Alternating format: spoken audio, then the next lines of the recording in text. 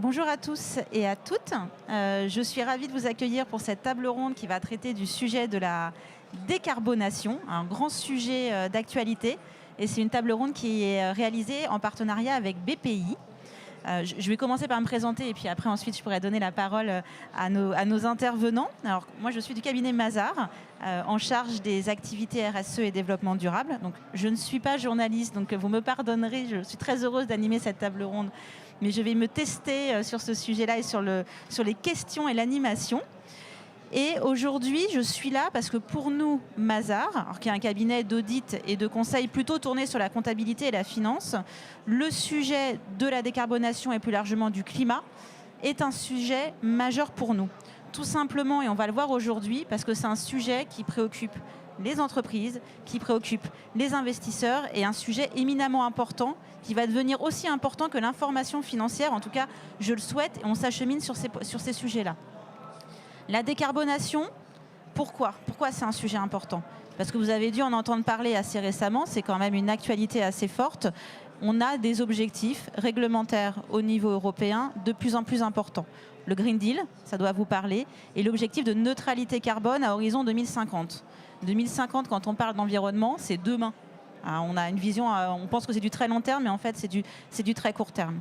Et la France elle-même s'est engagée dans sa stratégie nationale bas carbone à aller vers cette transition pour aller vers cette neutralité carbone et suivre les objectifs ambitieux de réduction d'émissions de gaz à effet de serre que l'Europe a mis en place. Et donc pour ça, il va falloir des acteurs. Il y en a une grande partie qui sont là aujourd'hui, qui vont devoir mettre en œuvre cette transition énergétique et aller vers cette transition pour réduire l'impact du changement climatique. Donc dans le cadre de cette table ronde, je vais introduire les participants, mais ils vont se présenter chacun à leur tour. Donc on va accueillir aujourd'hui Alice Hainaut, qui est groupe stratégie et développement directeur à l'Oxam. Ensuite, Stéphane Pasquier, qui est directeur général de BPCE Energeco, et je vous laisserai tous vous présenter. Et enfin, Aude-Claire Houdon, qui est ingénieure correspondante R&D et innovation au service industrie de l'ADEME, qui est quand même une référence sur ces sujets environnementaux. Donc, ce que je vous propose, c'est de vous passer la parole pour que vous puissiez présenter votre entreprise et de répondre à une première question de manière assez simple et rapide, ce qui n'est pas le plus évident. C'est quoi pour vous la décarbonation? Qu'est-ce que ça représente? Alors, en quelques mots, ça va être un peu la gageure de la présentation. Ali, je vous donne la parole en premier. Merci. Donc, bonsoir à tous. Je suis Alice Hainaut, je suis la directrice prospective et développement du groupe L'Oxam. Et donc on intervient en tant qu'entreprise pour expliquer aujourd'hui ce qu'on a pu, ce qu'on continue à mettre en place. Peut-être un mot sur le groupe L'Oxam. L'Oxam, c'est le 4e acteur mondial de la location de matériel pour nos clients qui sont dans le BTP, dans l'industrie, dans l'événementiel. Voilà, on est un groupe assez décentralisé et notre location, c'est un modèle de location de courte durée. Voilà en quelques mots pour situer qui nous sommes.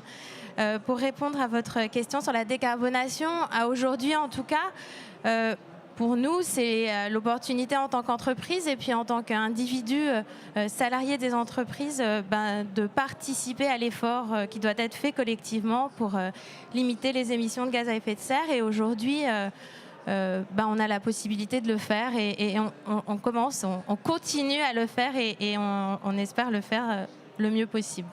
Voilà. Je vous passe la main, le micro.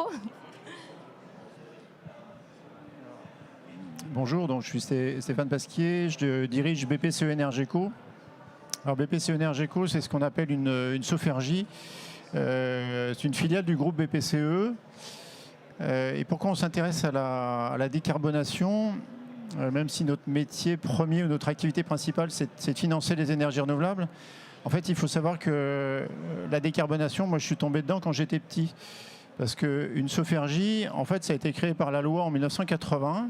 C'est une société de financement qui finance des actifs dédiés à la protection de l'environnement. Donc aujourd'hui, on est en plein dans ce sujet-là. Et donc, on va multiplier les offres de financement de manière à répondre aux besoins de nos clients, comme tout groupe bancaire. Non pas pour leur mettre des produits types en face, mais plutôt pour apporter des solutions visant à diminuer leur empreinte carbone dans ce but de protéger l'environnement.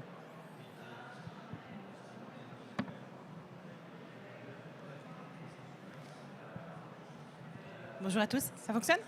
Oui, merci. Donc Claire Boudon, moi je suis au service industrie de l'ADEME, qui est l'agence de la transition écologique. Mon poste au service industrie, c'est de coordonner nos activités R&D et innovation. Donc nous sommes aussi en instruction pour les projets investissements d'avenir, notamment avec nos collègues des investissements d'avenir. Et pour nous, la décarbonation des entreprises, dans notre angle, nous, service industrie, c'est la décarbonation de l'industrie et notamment de l'industrie de la transformation, l'industrie lourde. Et nous avons aussi des actions pour accompagner le développement de nouvelles solutions de décarbonation pour l'industrie, avec une aide qui est un peu plus tournée vers les équipementiers, dans le cadre notamment de la R&D et de l'innovation. Donc notre travail, c'est de fournir des outils et de la méthode pour aider les industriels dans leur trajectoire pour décarboner à l'horizon 2050. Et également, nous sommes en charge et opérateurs de guichets de financement pour opérer cette transformation. Merci beaucoup. Alors, il y a quelques mois, chez Mazars, on a fait une étude auprès des dirigeants d'entreprise qui avait pour objectif de se poser la question, finalement, les dirigeants d'entreprise face à la neutralité carbone. Est-ce qu'au-delà de ce qu'on pouvait dire, des volontés, des annonces qui peuvent être faites, quelle était vraiment la réalité du sujet, de la prise en main de ce sujet-là? Et on s'est rendu compte, alors je vais vous donner un chiffre peut-être un peu édifiant, que sur le panel, et on parle entreprises, entrepreneurs, de petites PME, ETI et grandes entreprises, vraiment un panel très très large de tissu économique français.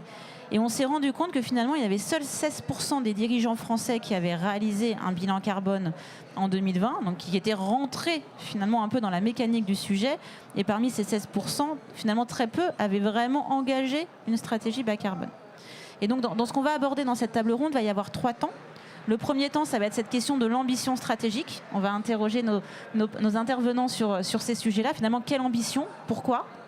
Ensuite, le sujet des outils et de la méthodologie, parce qu'on se rend bien compte quand on interroge justement ces dirigeants qui sont un peu perdus, qui ne savent pas comment s'y prendre, quelle démarche, par quel bout prendre le sujet.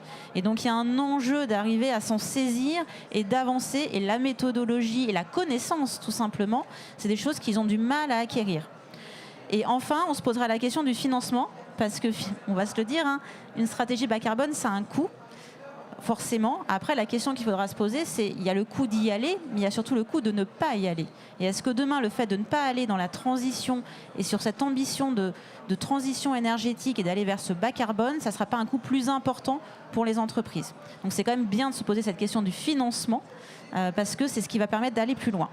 Alors si on commence sur le sujet de l'ambition stratégique, la première question va être assez simple, c'est finalement pourquoi mettre en œuvre une politique bas carbone aujourd'hui.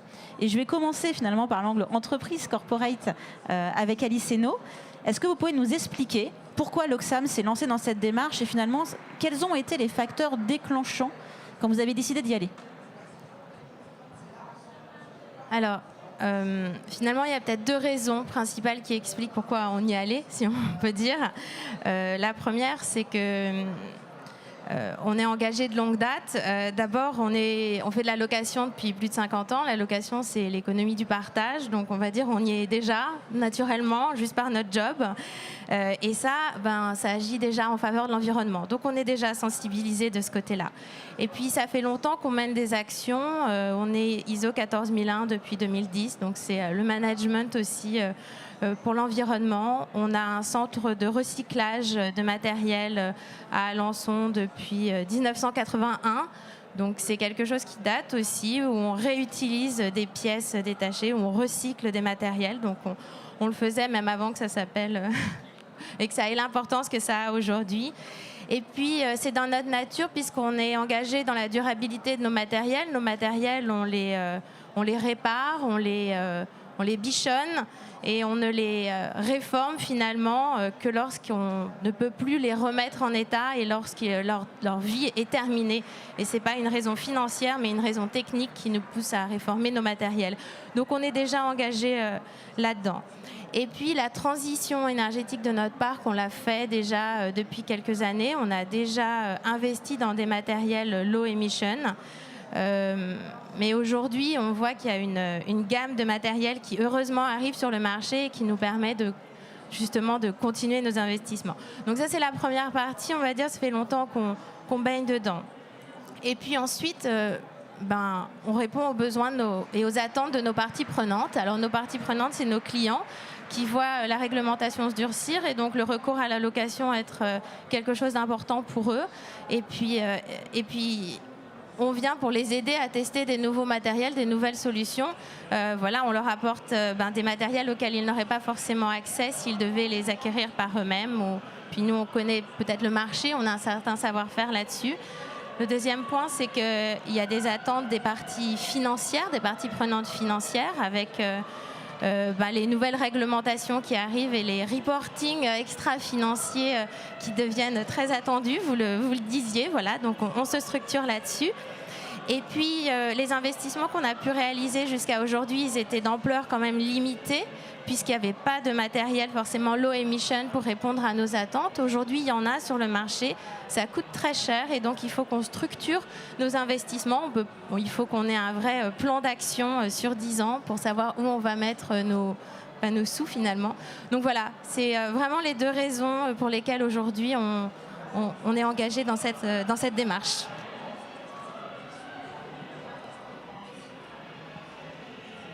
Merci beaucoup. Alors, on comprend en effet qu'il y a quand même un fort engagement de l'entreprise parce que vos valeurs et votre histoire vous y portent, mais que par ailleurs, il y a quand même l'enjeu des investisseurs et même du réglementaire, j'imagine, qui rentre aussi en ligne de compte. Donc, on commence à se projeter pourquoi une entreprise a besoin d'y aller et doit y aller.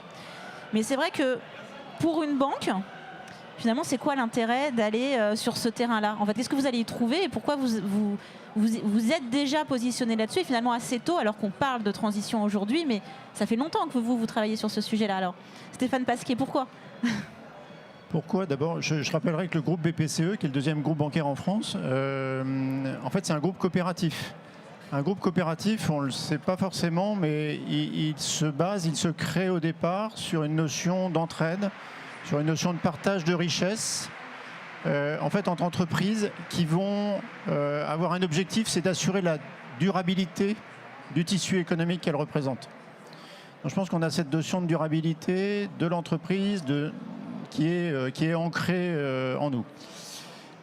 Après, une banque, c'est souvent un espèce de nuage énorme, on ne sait pas très bien comment ça fonctionne. Alors, permettez-moi de vulgariser la chose, peut-être de vous décevoir, mais une banque, ce n'est qu'un tuyau. C'est qu'un tuyau. En fait, en amont de ce tuyau, on va avoir des investisseurs financiers ou des déposants qui cherchent à faire fructifier leur argent. Donc, ils vont prêter de l'argent à la banque. Cet argent, la banque va s'en servir pour faire des prêts ou des investissements. Aujourd'hui, ceux qui nous prêtent de l'argent, ceux qui nous refinancent, vont nous prêter de l'argent en fonction d'un critère qui est celui du green, de la croissance durable.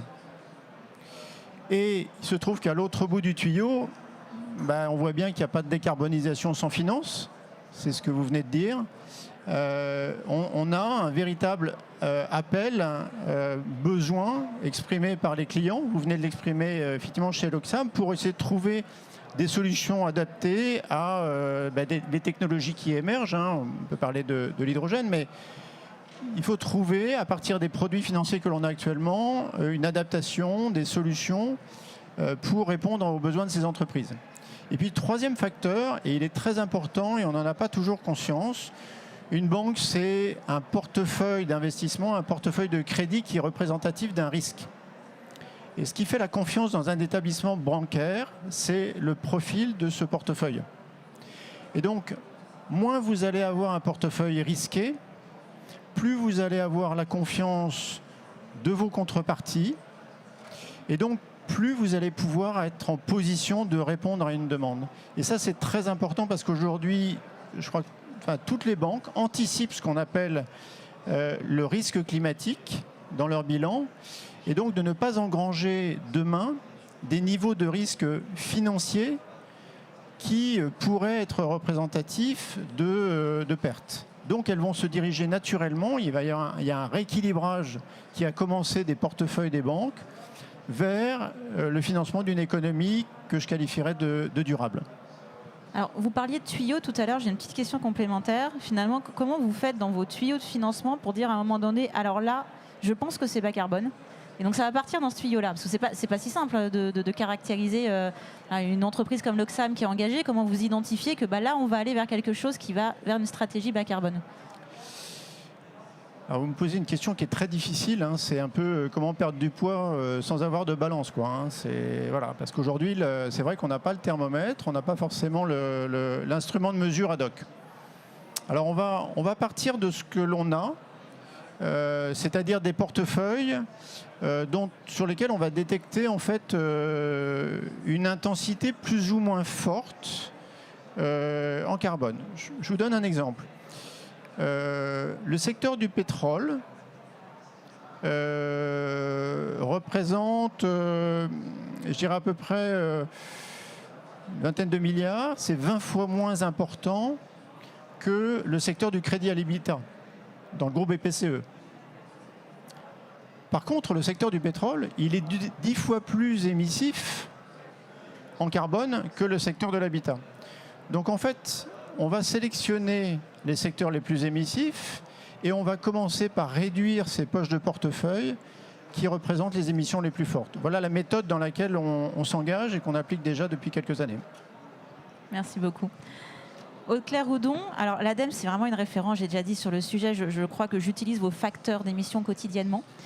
Et le bilan carbone, la méthodologie est vraiment reconnue aujourd'hui sur la place.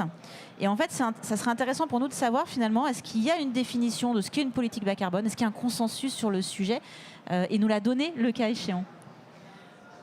Alors, c'est vrai que nous, on travaille avec les industriels qui sont fortement intensifs en termes de consommation énergétique et qui sont fortement émetteurs et qui sont particulièrement déjà concernés par le coût de l'énergie. À cela s'ajoute le fait qu'on a des trajectoires nationales qui sont ambitieuses en termes de réduction des émissions d'équivalent CO2 à l'horizon 2050. Je rappelle, c'est moins 80% qui est attendu pour l'industrie. Il y a quand même un travail de longue haleine à faire en amont sur du temps long pour prévoir une trajectoire qui permet de prévoir des investissements qui sont importants. C'est très capitalistique, l'industrie de la transformation, tout en évitant le piège des lock-ins, c'est de s'orienter vers des technologies qui ne vous permettront pas après d'abaisser plus tard vos émissions. Donc ça demande de préparer également de la R&D et d'avancer sur la rupture dans les procédés. Et à côté de ça, il y a besoin d'une grande visibilité à long terme en termes de réglementation, sachant que les investissements, ils ont lieu quand même à des espaces de temps qui sont très longs. On a plus de 50 ans des fois sur un équipement. Ils ont besoin de visibilité pour investir. En termes de réglementation, être assez stable et aussi pour pouvoir se projeter parfois sur des interactions avec des industries dans la même zone en termes d'écologie industrielle et territoriale aussi, le partage des utilités ou autre. Voilà, je pense qu'il y a un besoin d'arriver aux engagements qu'on s'est fixés parce que c'est demandé par leurs clients. On est sur du B2B et il y a une demande de l'aval, que ce soit pour l'automobile, pour la construction, de matériaux qui soient décarbonés, bas carbone. Mais il faut que les efforts qui vont être faits dans l'investissement pour décarboner ne créent pas de fuite de carbone en dehors peut-être de la zone euro. Voilà, je pense qu'on a là le cadre pour cette industrie-là qui connaît les efforts qu'elle a à faire et qui gagne notamment quand elle fait des efforts d'efficacité énergétique déjà.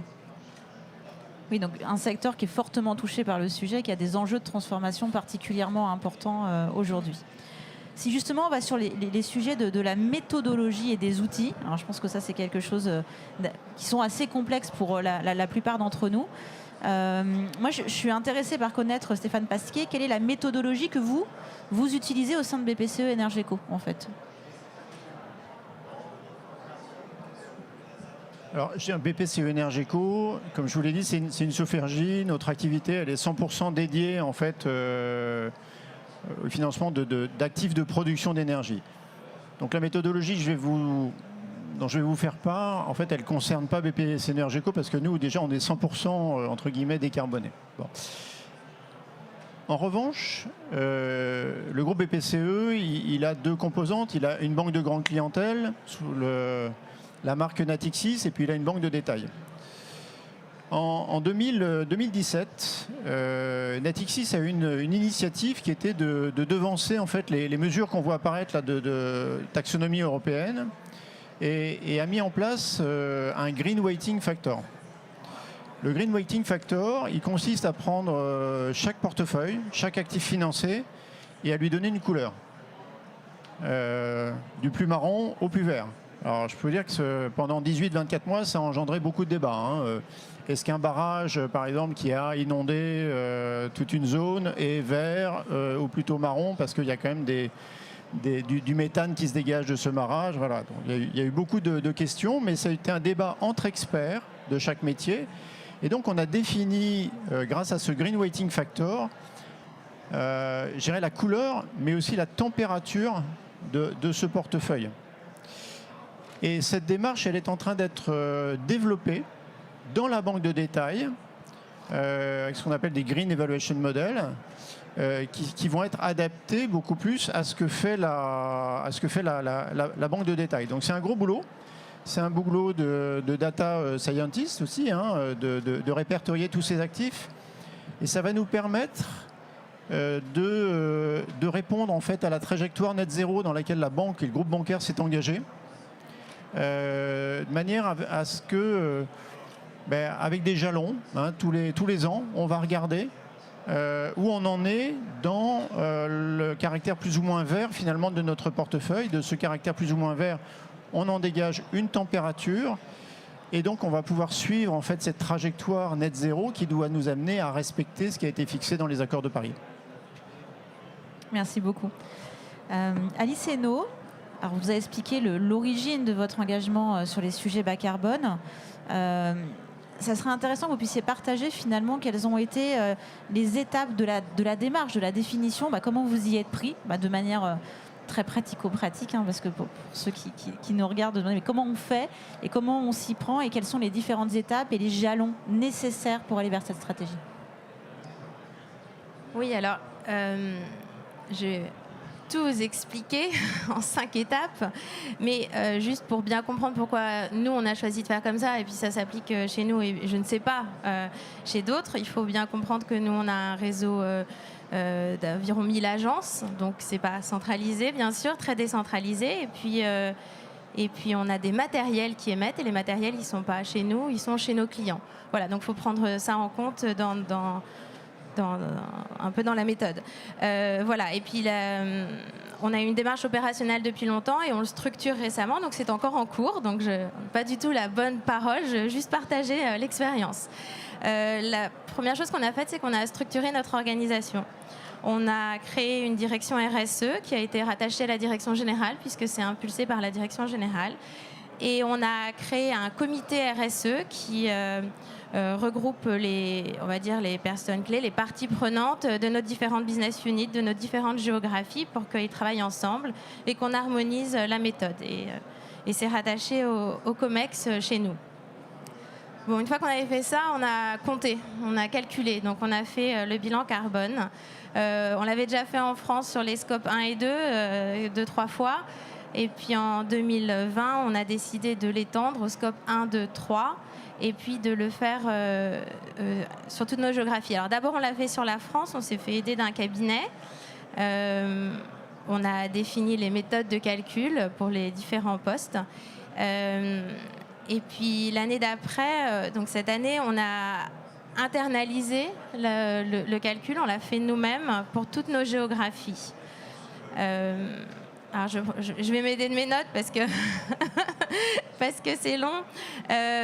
Voilà, donc on a regroupé nos géographies pour définir les catégories qui entraient dans le calcul. On a défini les méthodes, qu'est-ce qu'on fait des immobilisations, comment on les calcule, et puis les hypothèses.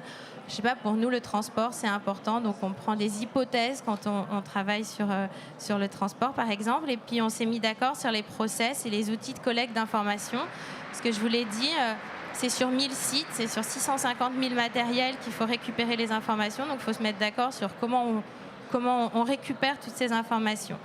C'est un exercice qui est désormais annuel. On prend une année de référence qui est l'année 2019. Et comme on le fait en interne, parce qu'on veut s'approprier la méthode, on l'a fait certifier par un organisme tiers pour valider la méthode qu'on avait employée. Voilà, ça c'était le point 2, on calcule. Le point 3, on définit la trajectoire. Pour ça, on a fait on a défini des outils de modélisation. Par exemple, chez nous, ce qui est fortement émetteur, c'est notre scope 3 et ce sont nos matériels utilisés par nos clients. Donc là, on a modélisé nos CAPEX et notre parc sur 10 ans. Qu'est-ce que ça donne en fonction des différents investissements? Quelles seront l'évolution de notre scope 3, par exemple? Et puis, une fois qu'on avait consolidé ça, on a impliqué notre comité stratégique pour qui valide notre trajectoire.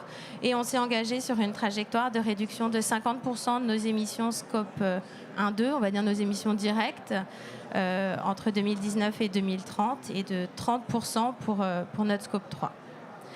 Et puis aujourd'hui, l'étape dans laquelle on est engagé, c'est la phase 4, on va dire.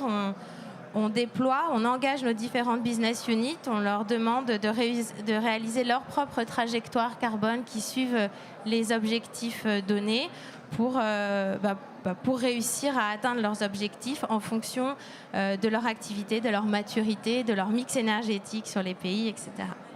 Voilà. Et puis le point 5, qui en fait est assez transverse, c'est la partie sensibilisation. On sensibilise nos collaborateurs, il faut qu'ils comprennent pourquoi on fait tout ça et comment ça va les impacter. C'est des nouvelles offres à proposer à nos clients, donc il faut qu'ils les comprennent, il faut qu'ils y croient et qu'ensuite ils aillent expliquer la démarche. On sensibilise nos clients, donc on travaille avec eux, on teste, on co-construit des solutions.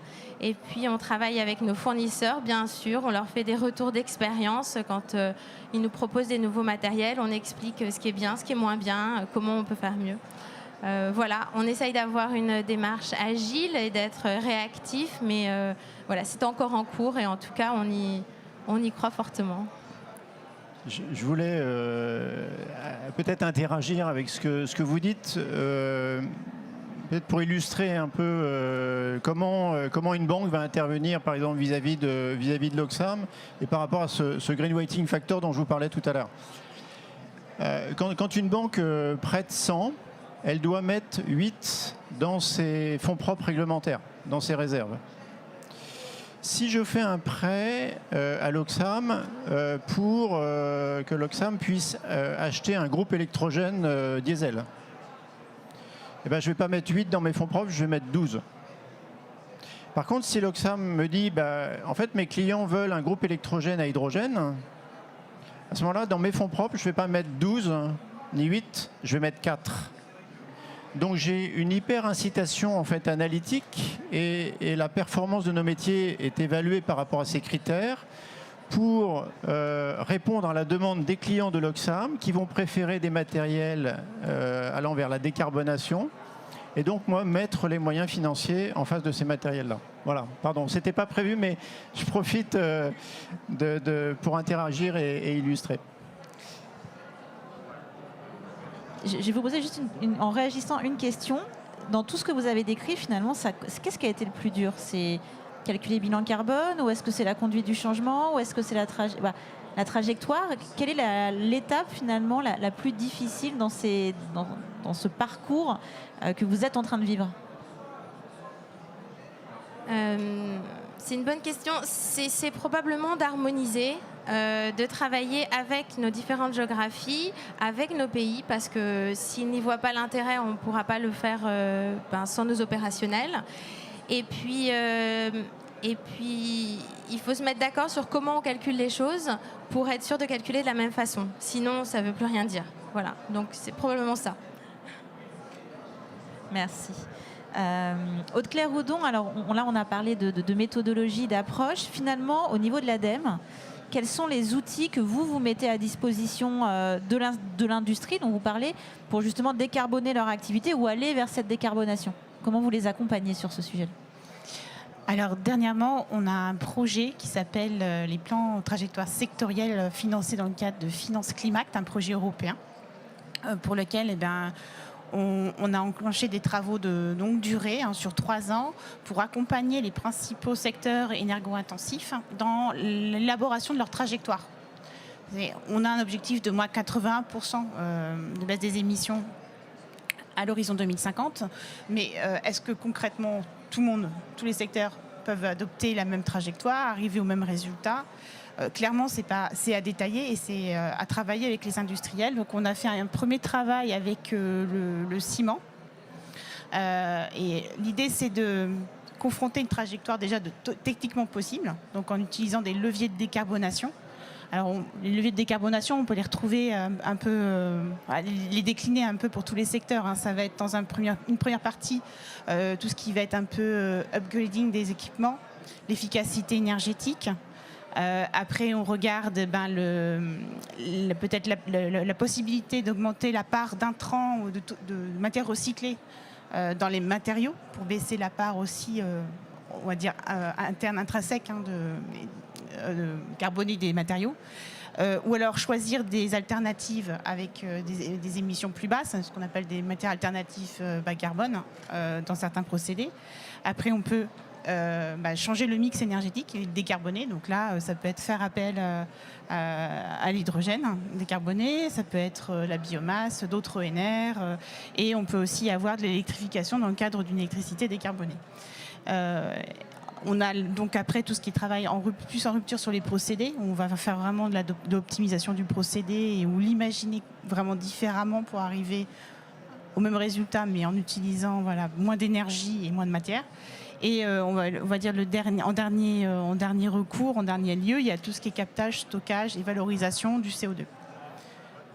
On a un panel de solutions qui est plus ou moins possible pour les industriels. Donc avec le ciment, on a fait le travail et on va poursuivre avec l'acier, l'aluminium, le verre. On a entamé les travaux avec la chimie en se concentrant sur les gros intermédiaires les plus émetteurs avec tout ce qui va être éthylène et dérivés, l'ammoniac. Et le dichlore, qui est un électro-intensif en fait finalement. C'est un secteur qui est électro-intensif, qui n'a pas les mêmes problématiques, mais qui est aussi un gros consommateur d'énergie. Donc ça, c'est un travail qui va durer 3 ans et qui permet de confronter ces choix technologiques avec les impacts que ça peut avoir sur la partie économique et sociale en fait, sur l'emploi. Et l'idée, c'est d'avoir vraiment une vision complète à 360 de vraiment ce qui est possible pour chaque secteur en fonction aussi de la carte de l'industrie en France. Quels sont les types de procédés qu'on utilise et vraiment l'adapter. Oui, allez-y. Juste, vous parliez des secteurs, juste pour avoir une idée aujourd'hui, il y a combien de secteurs vous adressez ou vous allez adresser dans le cadre de ce processus qui est assez long, en tout cas, qui prend du temps. Bon, on s'en donne un ordre de grandeur, en fait. Je les ai presque tous cités. Il y a peut-être papier carton que je n'ai pas cité. On a le sucre. C'est vrai que dans l'agroalimentaire, on se focalisera sur le sucre. Donc ça fait à peu près 9 matériaux. C'est dans l'industrie de la transformation, c'est ce secteur énergo-intensif. Je rappelle que pour l'industrie, on a 20% des émissions nationales sur juste l'industrie, et les 3/4, ça va être l'industrie lourde. Donc c'est pour ça qu'on concentre nos efforts là-dessus actuellement, parce que c'est là où on aura le plus d'impact et qu'il faut enclencher les travaux le plus rapidement possible. Et sinon, on a d'autres outils. Alors, c'est vrai que vous avez cité tout à l'heure le bilan GES. Donc, je ne sais pas si tout le monde connaît, mais sur le site de l'ADEME, sur la page consacrée au bilan GES, sur la plateforme, il y a donc les inventaires des facteurs d'émission. Il y a d'autres méthodes qui sont disponibles et qui peuvent aider chaque industriel ou chaque entreprise à faire une photo de là où elle en est. Et ça peut être aussi une façon de se guider aussi dans ses progrès également. On a une initiative qui s'appelle ACT, qui permet, c'est sur la base du volontariat, ça permet à chaque entreprise qui s'engage dans le processus d'être accompagnée par l'ADEME pour vérifier si la trajectoire qu'elle envisage va bien coller avec les objectifs de l'accord de Paris. C'est voir si on est en dehors des clous ou pas assez. Il y a des notes et ça permet de se contrôler et de confronter finalement aux résultats qui peuvent être attendus. Et puis alors la dernière, là, c'est un petit peu la nouveauté parce que finalement c'est en ligne depuis hier. C'est l'expérimentation Expedite qui va être en fait... alors c'est un montage un peu particulier. L'ADEME finance des prestataires sur 4 expérimentations auprès des industriels. Donc c'est tout pris en charge par l'ADEME.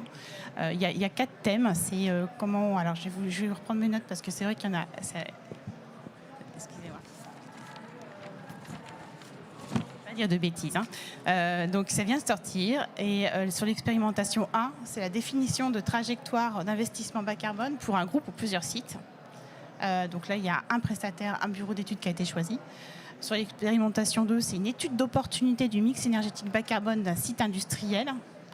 Une troisième expérimentation touche à l'audit d'effacement. Donc là, c'est pareil, c'est des choses pour lesquelles on n'a pas beaucoup finalement d'éléments en termes de méthode pour déployer ça, répercuter ça de manière assez facile auprès des industriels. Donc c'est une expérimentation, on espère qu'on va avoir des candidats. Et sinon, sur l'expérimentation 4, c'est l'audit stratégie d'approvisionnement en énergie décarbonée d'un industriel. Donc voilà, les prestataires ont été recrutés, c'est pris en charge par l'ADEME, et maintenant on recherche des industriels volontaires, donc eux qui vont bénéficier du travail. Et nous, ce qu'on va retirer, c'est tout un cadre méthodologique qu'on pourra réutiliser après et puis diffuser auprès des bureaux d'études aussi. Donc là, il y a un webinaire organisé le 19 octobre. Vous pouvez retrouver les informations sur le site de l'AT2E qui organise avec nous le webinaire et sur la plateforme Agir de l'ADEME. Et sinon, alors pour les candidatures des industriels, il y a une première clôture qui est prévue le 27 octobre et normalement, il devrait y en avoir 2 autres au premier trimestre 2022. Je pense qu'on a fait le tour du plus gros des méthodes. Après, vous pouvez retrouver tout un parcours pour toutes les entreprises sur la plateforme Agir de l'ADEME où, en fait, il y a un parcours un peu scandé sur les démarches de chaque entreprise pour arriver à la décarbonation. C'est vrai que c'est peut-être plus tourné sur l'industrie, mais voilà, il y a des éléments qui sont duplicables. Je vous incite tous à vous connecter, c'est extrêmement riche comme site et vous avez beaucoup d'outils que vous pouvez utiliser. Donc allez-y. Alors on vient de le voir, là, il y a quand même une complexité du sujet quand on parle de stratégie bas carbone, ça ne se limite pas à réduire ses consommations d'énergie. Et la réduction des consommations d'énergie ne vont pas suffire à financer toutes les transitions dont on est en train de parler. On parle quand même d'évolution de l'outil industriel, on parle quand même parfois de changement de business model, donc c'est quand même assez profond. Et donc là, la question qui va se poser, c'est comment on finance tout ça. Voilà, c'est quand même le nerf de la guerre aujourd'hui. Et donc, je vais me tourner en premier, forcément, vers la banque, vers Stéphane Pasquier. C'est quand même votre cœur de métier, vous l'avez expliqué. Finalement, aujourd'hui, quelle solution de financement vous proposez? Et est-ce que vous pouvez l'illustrer, nous donner, alors vous avez commencé à nous donner un exemple tout à l'heure, mais nous donner un autre exemple sur des financements que vous avez fait récemment? Alors, en fait, on est parti d'une démarche pour construire une offre qui porte le nom de Lease Impact, de finalement ce que représente la transition énergétique. Quels sont ses piliers? La transition énergétique, c'est la diversification du mix de production d'énergie, c'est la réduction de nos consommations, c'est la mobilité et plus globalement, c'est la réduction de l'empreinte carbone. Partant de ces 3-4 piliers, si j'intègre l'empreinte carbone, en fait, on s'est dit, mais aujourd'hui, le crédit bail, pour ceux qui ne le savent pas, la banque est propriétaire de l'actif qu'elle finance et le loue pendant une durée déterminée à un preneur qui peut, à terme, l'acheter moyennant une valeur résiduelle. Donc on utilise ce produit de crédit bail qui revient en vogue parce qu'aujourd'hui, nos clients privilégient l'usage à la propriété, justement pour ne pas être en risque sur la valeur résiduelle à terme. Et on a développé en fait une offre de produits qui va permettre de financer de l'immobilier, un immeuble, avec son matériel de production d'énergie, des panneaux, ça c'est mon métier, des solutions d'efficacité énergétique à l'intérieur de cet immeuble, équipement avec des LED ou même des bornes de recharge, une flotte de véhicules électriques qui va venir se brancher en fait sur cet immeuble, et puis aussi le financement du système informatique qui va permettre d'allouer l'énergie en fonction de la consommation à un moment donné et en fonction de la production réalisée. Est-ce qu'on peut autoconsommer ou est-ce qu'il faut aller tirer sur le réseau? Donc on a, en partant, alors c'est peut-être un peu conceptuel, mais on part de cette démarche solution et ainsi on adapte finalement les métiers. Et le discours que l'on a avec les entreprises, il est plus j'arrive et je vous vends le crédit bail immobilier, et ceci et cela, mais c'est, monsieur l'entrepreneur, comment votre production d'énergie est réalisée. Est-ce que vous la réalisez sur vous-même?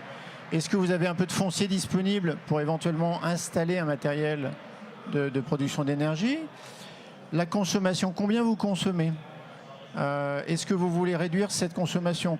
Voilà ce que l'on a mis en place comme type de financement dans votre secteur déjà. Et donc on procède par analogie. Et puis la mobilité, bon, l'électrique. Un exemple concret de tout ça, vous parliez des électro-intensifs tout à l'heure, et c'est vrai que les électro-intensifs, bon, ça consomme énormément d'électricité. On a mis en place un financement il y a 2 ans de matériel de performance énergétique. Donc en fait, c'est des variateurs de vitesse. Hein, c'est comme chez vous, le lampadaire halogène, vous le faites, vous lui variez son intensité. Et on a fait ça vis-à-vis d'un électro-intensif, ce qui lui permet en fait de ne pas avoir des machines qui fonctionnent en 1 et 0, ça marche ou ça marche pas, mais de réguler en fait le fonctionnement de la machine avec l'aide de ces variateurs. Bon, ça s'inspire de votre métier, je pense, de ce que vous avez pu développer au niveau des procédés. Quand on voit le gain en termes d'énergie économisé par cet industriel, par cet électro-intensif, on va appeler ça des négawattheures. Ces négawattheures, si je les cumule sur plusieurs années, sur 8 ans par exemple, ça va me donner un montant et donc je vais pouvoir me servir de cette économie réalisée pour financer ce matériel. Voilà. Donc c'est typiquement l'exemple très pratique de ce qu'on a fait et je me suis aperçu pour un financement il devait être de 5 ou 6 millions d'euros, que ce financement générait autant d'économies de CO2 que de financer 10 éoliennes. Donc en fait, avec une intensité financière finalement relativement faible, on arrive à avoir un impact excessivement puissant. Et c'est ce qu'on est en train de chasser aujourd'hui finalement, au sens positif du terme, chez nos clients, dans l'économie, de manière à se dire, mais voilà, allons taper fort, sans forcément avec beaucoup de moyens, mais pour avoir le maximum d'impact. Merci beaucoup. Alice Hainaut, alors j'aimerais une question qui me brûle les lèvres, c'est est-ce que vous avez réussi ou commencé à chiffrer en euros le coût de cette stratégie bas carbone pour justement la financer derrière, bien entendu. Donc est-ce que c'est quelque chose qui est faisable? Est-ce que vous y êtes arrivé et comment? On est en train d'essayer de le faire, parce que c'est pas facile. Dans les investissements qu'il y a à faire, il y a des investissements immobiliers, on va dire, vous en parlez, les structures, les bandes de recharge. C'est bien d'investir dans des matériels électriques, mais après, il faut pouvoir les recharger. Donc, il faut avoir les infrastructures qui conviennent. Ça, on est en train de le chiffrer. Dans nos CAPEX aussi, aujourd'hui, les prix des matériels low emission, ils sont sensiblement plus chers que les matériels diesel. Donc, c'est un vrai choix stratégique quand on investit dans ces matériels. Qu'est-ce qu'il en sera dans 5 ans? Est-ce qu'il y aura toujours une telle différence de prix? Moi, je ne sais pas dire aujourd'hui et je ne sais pas qui sait répondre à cette question. Donc, on est en train d'essayer de chiffrer, mais c'est encore vraiment difficile. Et on prend encore des hypothèses et voilà, aujourd'hui, on en est là pour essayer de chiffrer, mais ça se chiffre en millions, milliards d'euros. Justement, on parle de sommes quand même assez conséquentes. En termes de financement, on voit qu'il y a des typologies de financement qui existent assez novateurs sur ce principe-là. Comment vous financez? Alors, est-ce que c'est de l'autofinancement? Est-ce que c'est via des banques? Comment trouvez-vous la solution pour financer un peu ce surcoût, qui est peut-être un surcoût aujourd'hui qui ne le sera moins demain, mais on parle de court terme. Donc c'est vrai qu'on est souvent dans une société où on se pose la question de 2-3 ans, mais c'est difficile de se projeter plus loin. Donc comment vous faites?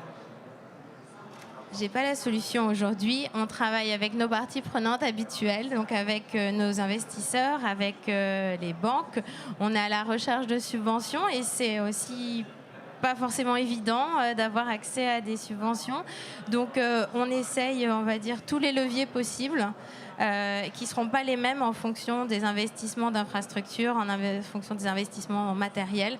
Donc voilà, c'est pareil. Aujourd'hui, c'est le job, c'est l'étude qu'on mène. Un marché qui doit maturer encore en fait sur ce sujet des financements pour des acteurs comme vous et vous également. Alors, une dernière question sur cet aspect à vous, Aude-Claire Houdon.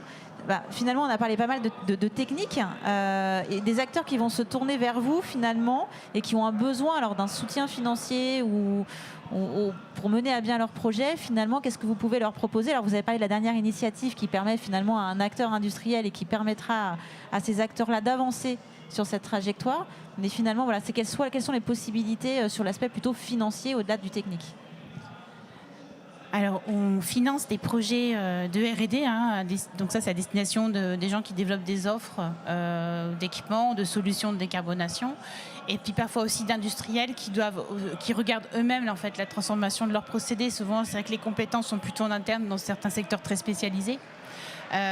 Donc là, on a des projets de R&D qu'on finance depuis 2015 dans le cadre de notre appel à projet énergie durable. Donc il y a eu plusieurs éditions jusqu'en 2019. On a financé 22 projets pour 5 millions d'euros. Donc c'est des projets autour de 300 000 euros d'aide maximum. C'est un appel d'offres qu'on essaye de relancer tous les 1 an et demi à peu près, tous les 18 mois. Et sinon, c'est vrai que c'est des projets.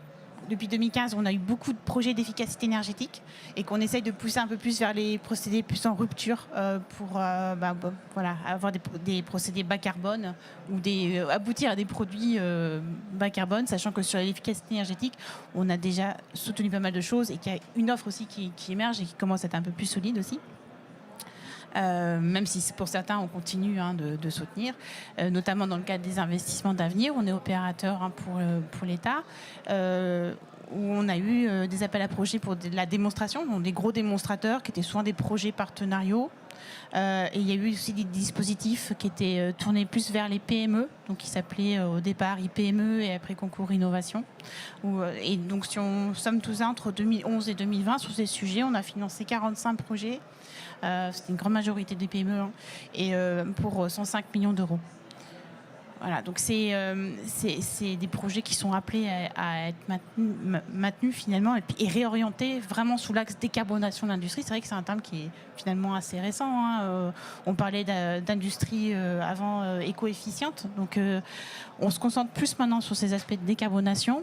Ça ne veut pas dire que les autres aspects ne sont pas importants, mais c'est vrai qu'on met l'accent là-dessus pour essayer de structurer et l'offre et puis aider les industriels à aller vraiment plus avant finalement dans les ambitions. Sinon sur le déploiement, on a depuis assez longtemps des fonds, dont le fonds chaleur, qui permettait aux industriels de choisir des options de chaudière biomasse. Et depuis 2020 et le plan de relance, on a eu des outils spécifiques aussi en opération pour l'État qui s'appelait Indus EE, donc pour efficacité énergétique, et après Indus Décarb, donc sur ce fonds décarbonation de l'industrie, qui mène aussi un soutien complémentaire au fonds chaleur, au BCIAT, donc c'est tourné vers l'industrie et le tertiaire. On peut avoir aussi maintenant des OPEX qui sont soutenus et pas que le CAPEX, donc ça permet de renforcer les projets. Sur le fonds décarbonation de l'industrie, entre 2020 et 2022, il y a 1,2 milliard qui était prévu. Dans le cadre du plan de relance. Nous, on a eu 2 appels à projets, 2020-2021, avec pour le moment 47 lauréats. On a toujours des projets qui sont en cours d'instruction. On a eu plusieurs relèves des projets. Là, on a 47 projets pour 123 millions d'euros et d'autres projets qui arrivent. Voilà. Donc, à voir après, dans le cadre peut-être des annonces sur les plans d'investissement 2030, comment tout cela se poursuit au-delà et au-delà de 2022 notamment.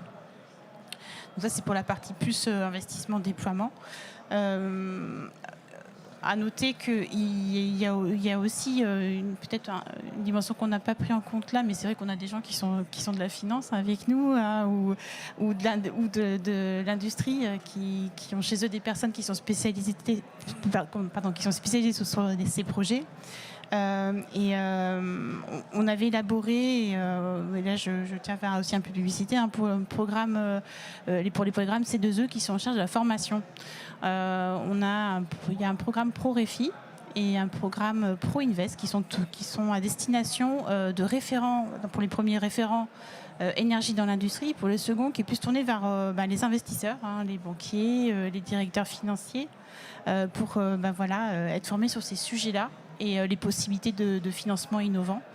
On espère que on va continuer à avoir des stagiaires sur ces sujets à l'avenir. Et ce que je peux dire sur les financements, donc là je vous ai fait un petit bilan finalement de l'actualité qui est assez récente.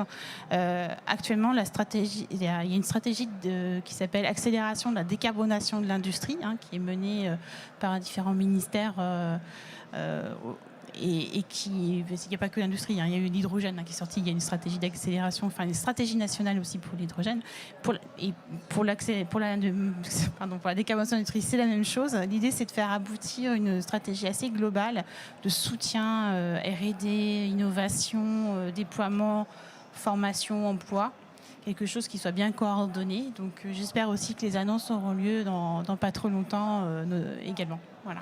Merci beaucoup. Donc on peut se tourner aussi vers vous pour les aspects de financement au-delà du soutien technique.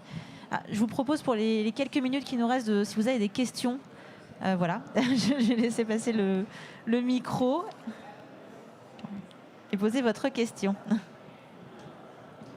Bonjour madame, messieurs.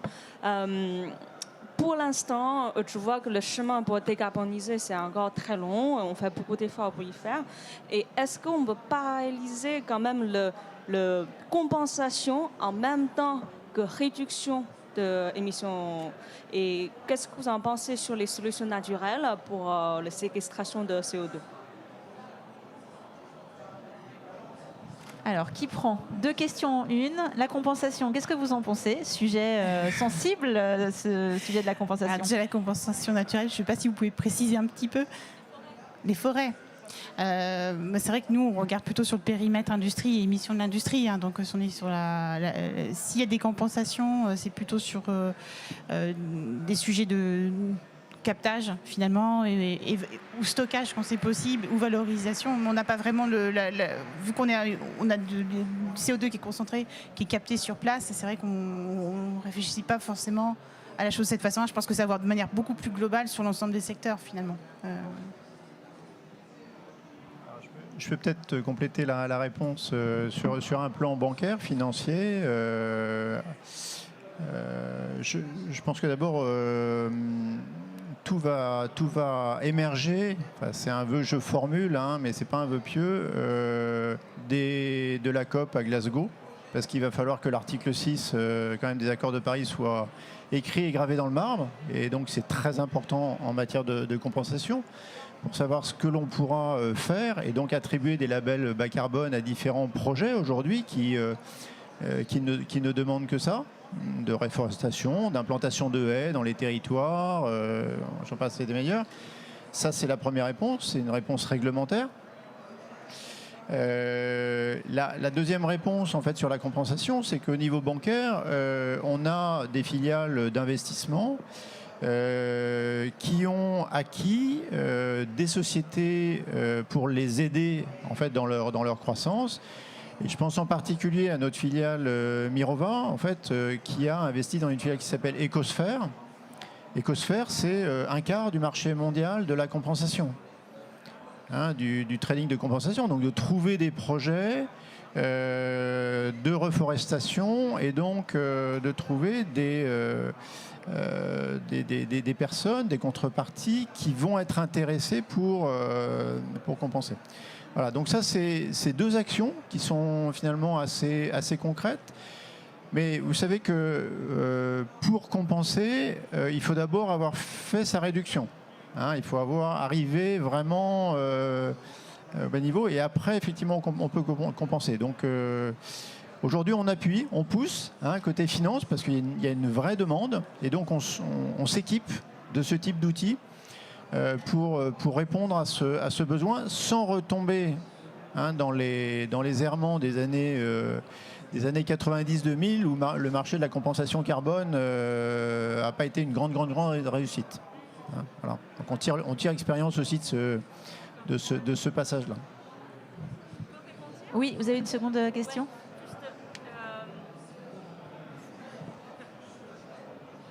Est-ce que du coup, la compensation, c'est réservé que pour les entreprises qui ont atteint déjà leur objectif de réduction? C'est que pour ces entreprises-là ou il peut faire un parallèle? Alors, ce n'est pas réservé aux entreprises, la compensation, tout le monde peut le faire. Oui. Mais dans l'esprit quand même d'une stratégie bas carbone, il faut quand même entamer la démarche pour à la fin réduire au maximum ses émissions et aller vers de la captation, etc. Et à la fin compenser. Parce qu'il n'y aura jamais assez de forêt sur Terre pour compenser toutes les émissions qui existent aujourd'hui. Donc l'idée quand même, c'est d'engager la démarche comme ont pu le faire les entreprises. Vous pouvez compenser du moment que vous avez mesuré au fur et à mesure, mais l'objectif c'est de réduire et après de compenser. C'est le sens de l'histoire. Il n'y a pas que les forêts. Hein. On oublie souvent que l'océan est un formidable puits de captation carbone. Et notamment, si on réimplante des posidonies, notamment par exemple en Méditerranée, hein, il y a un projet très important ici, voilà, ça fait un puits de carbone supplémentaire. Hein. Alors, est-ce qu'avant de conclure, il y a encore une question ? Merci, bonjour à tous.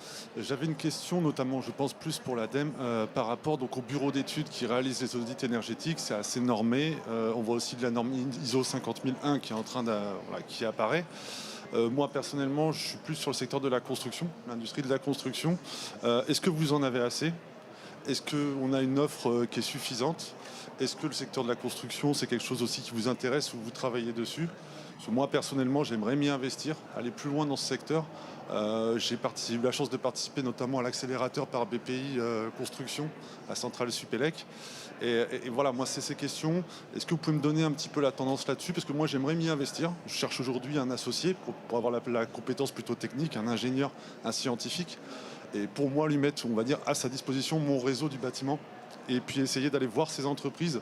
Il y a des vrais leviers. Je n'ai pas envie d'en parler vraiment devant tout le monde, mais il y a des réels leviers aujourd'hui de retour sur investissement que j'ai détecté pour les entrepreneurs du bâtiment, les PME qui font un gros tissu. Voilà, donc j'aimerais bien avoir un peu plus d'informations à ce sujet.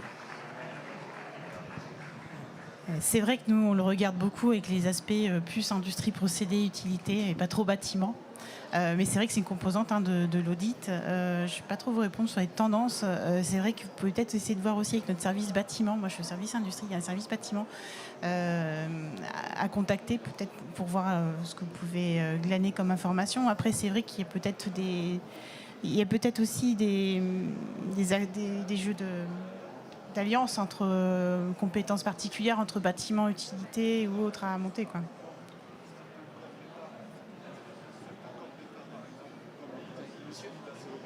De la fabrication. Merci. Certains corps d'État ont de la fabrication, donc on se retrouve avec des petits sites de production. Je ne parle pas de grandes sociétés, mais il y a un énorme terreau. Les acteurs du bâtiment, que vous devez très bien connaître, sont principalement composés de PME et d'ITE. Mais il y a des petites centres de fabrication, donc finalement c'est comme une petite usine. Vous avez aussi le centre administratif, et puis vous avez le troisième aspect. Vous avez surtout la pose, le chantier en tant que tel et vos méthodes. Et là aussi, on doit tous réduire et décarboner notre façon de faire les travaux aussi. Donc c'est là où c'est très intéressant parce qu'on peut proposer une offre aux entrepreneurs, aux entrepreneurs qui va sur chacun de ces trois axes.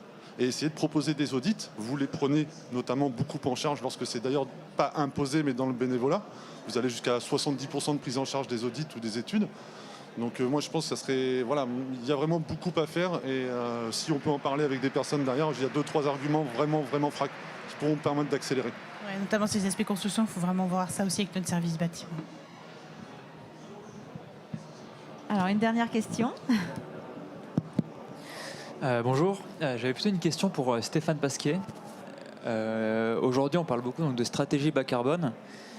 Et ma question c'était comment est-ce que demain adapter une stratégie de financement pour flécher les investissements vers des actifs plus bas carbone ou du moins en accord avec la taxonomie européenne aujourd'hui. Quelle est la stratégie du groupe BPCE notamment à ce sujet?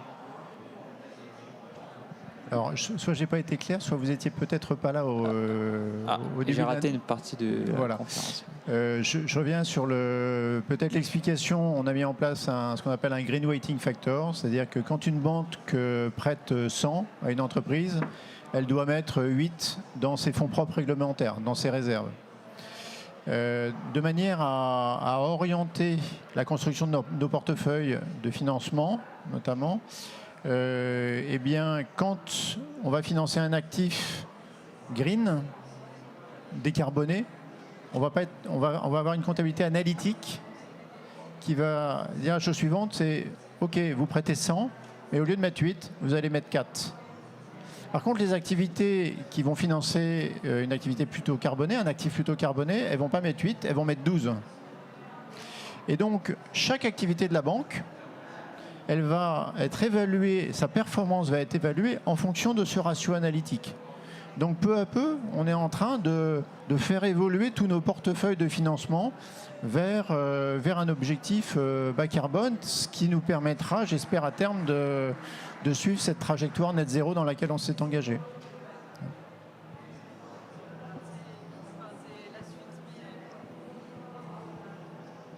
Je rebondis, mais du coup, c'est toute la BPCE ou seulement votre branche ? Non, mais moi je suis un petit animal dans BPCE qui est spécialisé dans le financement des énergies renouvelables. Voilà, mais néanmoins, je mets 2-3 ailes de papillon sur le système. Je prenais l'exemple tout à l'heure du crédit à l'habitat par rapport au secteur du pétrole. Crédit à l'habitat, on doit avoir 350 milliards d'encours de financement, tout le groupe BPCE. Le secteur du pétrole, on a une vingtaine de milliards d'expositions.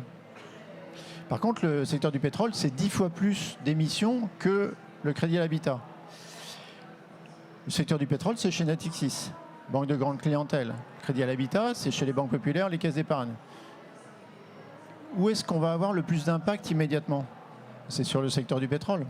Et c'est pour ça que Natixis est parti très tôt, et avant toutes les autres composantes du groupe BPCE, pour modifier en fait la structure de ses portefeuilles avec ce Green Weighting Factor. Parce qu'on sait qu'on va avoir un impact beaucoup plus important dans l'objectif de suivre cette trajectoire de réduction de notre température, en traitant d'abord ce qui pollue finalement, ce qui est le plus carboné. Hein, mais ça concerne vraiment tout le groupe BPCE. Alors il est clair que le groupe BPCE, ça va se déployer petit à petit.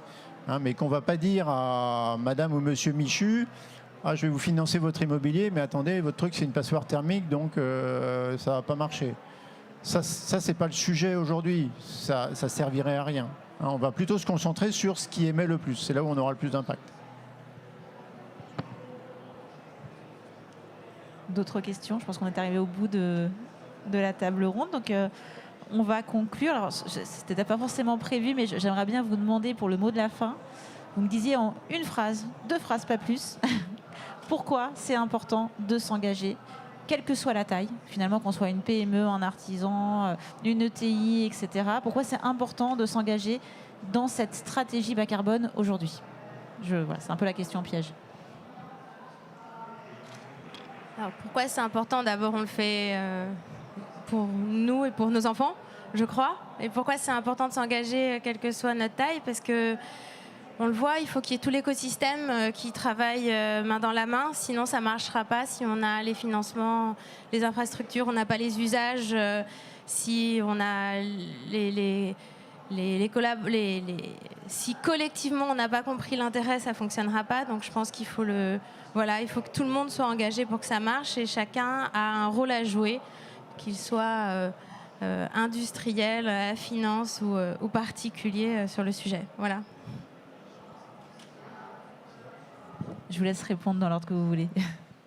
Je sais pas, c'est vrai que pour l'industrie, on l'a dit tout à l'heure, hein, il y a des intérêts et pour nous et pour les industriels finalement. Et puis c'est vrai, on a vu, il y a urgence lors du dernier rapport du GIEC. C'est une mobilisation de tous qui est attendue maintenant. Alors d'un point de vue humain, effectivement, on ne travaille pas pour aujourd'hui, hein, on travaille pour demain, pour mes petits-enfants, mes arrière-petits-enfants, etc. Parce que ça ne sert pas à grand-chose aujourd'hui, hein, la décarbonation, vu la concentration qu'il y a dans l'atmosphère. Je pense que ça donne du sens. ça donne du sens à notre métier, ça donne du sens à nos engagements. Ça, c'est un point important. Et puis, alors de manière très objective et très rationnelle, j'en ai parlé tout à l'heure, c'est les risques climatiques. Si demain, je suis en train de construire une banque avec des risques climatiques qui augmentent, des portefeuilles dont le risque augmente, je vais perdre complètement la confiance et des investisseurs qui vont refinancer la banque et des clients qui déposent de l'argent à la banque, parce que je constitue finalement un foyer de risque. Et donc ça me conduit nécessairement à améliorer, à veiller à la composition de mon portefeuille de risque.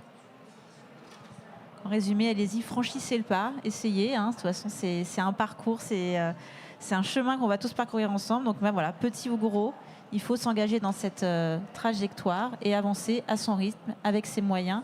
Et on voit bien que les financements sont là, la technique est là et que des entreprises y vont. Merci à tous d'avoir participé à cette table ronde et puis j'espère à bientôt.